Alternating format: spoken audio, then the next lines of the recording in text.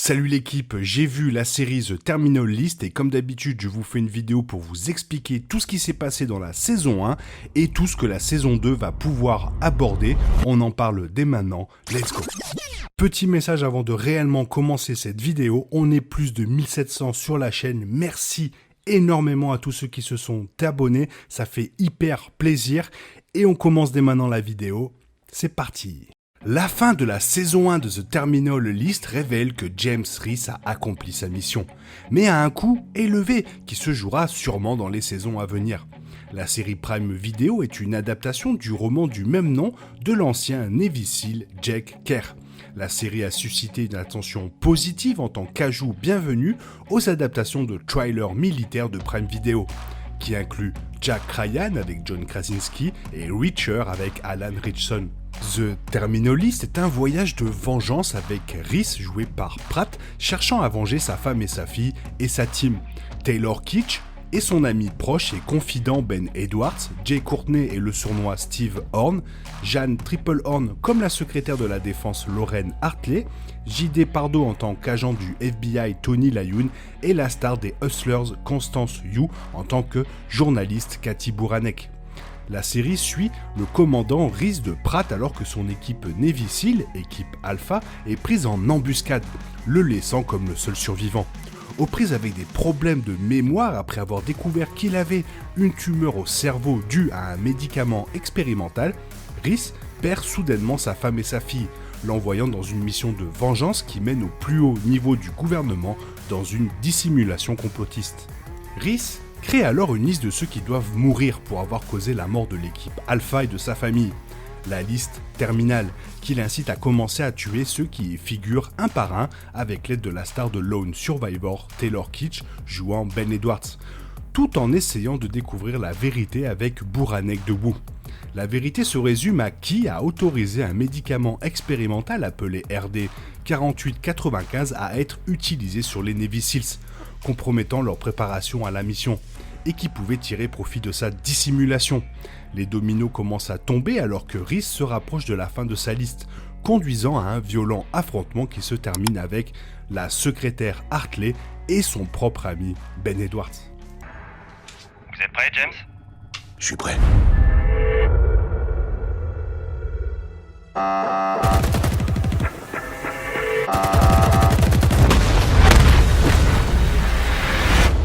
Le RD 4895 est la désignation donnée à un médicament expérimental créé pour prévenir le SSPT, ou le stress post-traumatique, qui a été autorisé pour les tests par la secrétaire Hartley en collaboration avec l'amiral Pilar, le commandant Cox et le capitaine Jack Howard, qui l'ont utilisé sur l'équipe SEAL de Reese, entraînant des effets indésirables, notamment des tumeurs cérébrales qui provoquent des pertes de mémoire et des maux de tête. Le médicament a été créé par Capstone Industries dirigé par le PDG Steve Horn et il a besoin d'essais humains pour obtenir l'approbation de la FDA.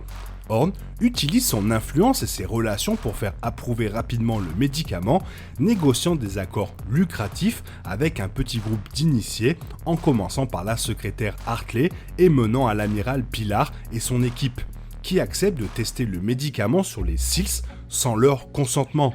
Ils pensent qu'on leur injecte de la vitamine B12. Alors qu'une solution a été trouvée pour arrêter les tumeurs à l'avenir, les effets sur l'équipe Alpha sont irréversibles et la décision est prise de les tuer afin de dissimuler tout ce bordel.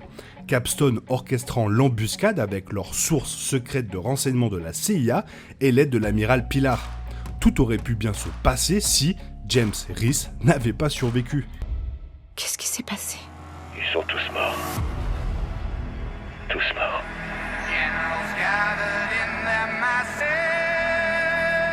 Lorsque Cathy Bouranek de Constance Wu écrit un article sur l'ensemble du complot pour le publier, la secrétaire Hartley utilise son pouvoir intérieur pour empêcher l'impression de l'article.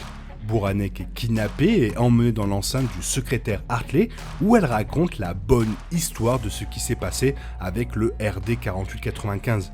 Hartley explique que ses motivations derrière l'approbation du médicament étaient d'aider la communauté des opérations spéciales, pas d'en tirer profit.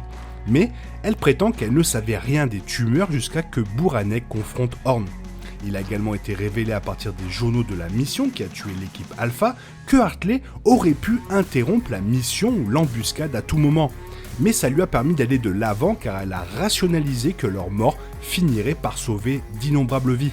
Hartley révèle à Buranek ses véritables motivations pour avoir laissé l'équipe Alpha mourir, qui était la mise en œuvre éventuelle de la version maintenant corrigée du RD 4895, qui aiderait à traiter d'innombrables vétérans pour le SSPT et évidemment à faire avancer sa carrière. Buranek enregistre la confession, mettant Hartley dans une mauvaise position. Rhys commence son assaut à ce moment, ce qui le conduit finalement au coffre-fort de Hartley. James Rhys est sur le point de tuer Hartley lorsque Buranek le supplie de ne pas le faire car elle a des preuves pour détruire sa réputation et lui faire payer pour ce qu'elle a fait. Insensible aux preuves, Rhys se déplace pour la tuer, mais la secrétaire Hartley attrape rapidement un pistolet dans un tiroir et se tue, montrant qu'elle préfère être morte plutôt que de répondre à ses crimes.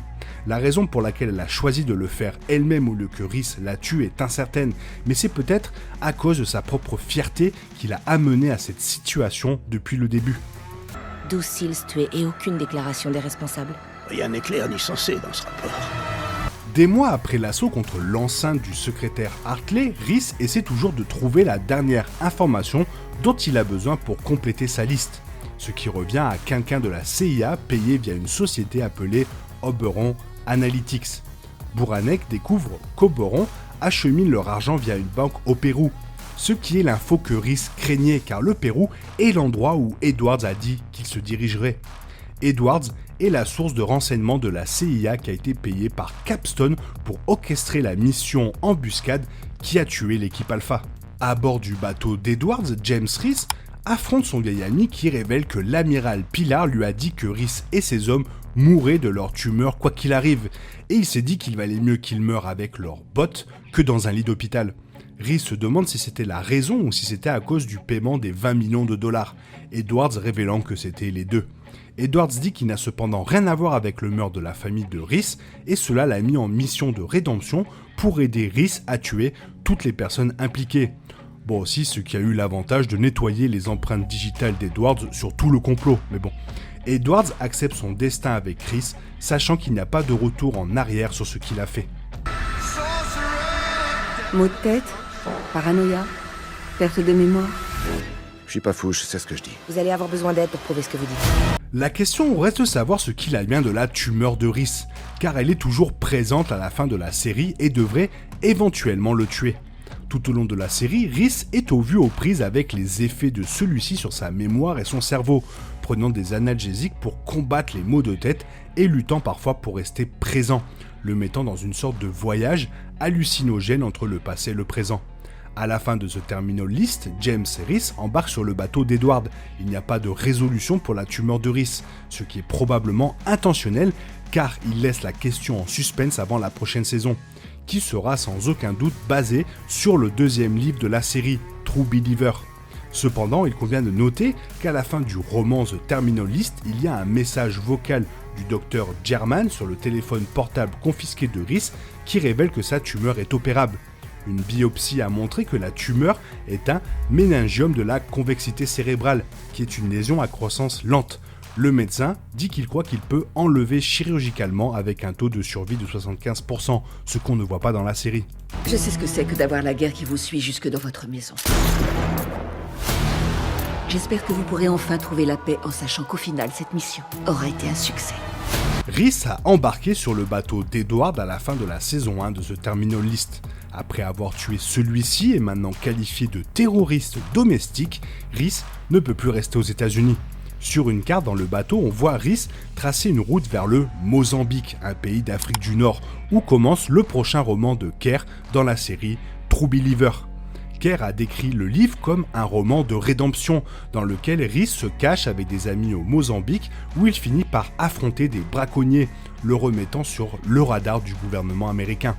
Il est finalement localisé et plutôt que d'être dupe, il se voit offrir une grâce présidentielle et une immunité s'il accepte de travailler avec la CIA pour éliminer une nouvelle menace terroriste sous la forme d'un personnage nommé Mohamed Mo Farouk, dont il a eu l'expérience personnelle lorsqu'il a servi en Irak. Si la saison 2 de The Terminal List est éclairée au vert, il s'agira sans aucun doute d'une adaptation pour True Believer. Alors moi, personnellement, j'ai vraiment bien aimé cette série avec Chris Pratt et je trouve même que Chris Pratt joue vraiment bien le rôle de Reese dans cette série. Toi, qu'est-ce que tu en as pensé? Fais-le moi savoir dans la zone commentaire, j'aimerais bien avoir ton avis. J'espère que la vidéo t'a plu, si elle t'a plu, n'hésite pas à la liker, à la commenter, la partager, à t'abonner, car ça m'aide à référencer la chaîne sur YouTube. Merci, je te souhaite une bonne matinée, après-midi, peut-être une bonne soirée ou un bon week-end. Bisous bisous, hasta la vista.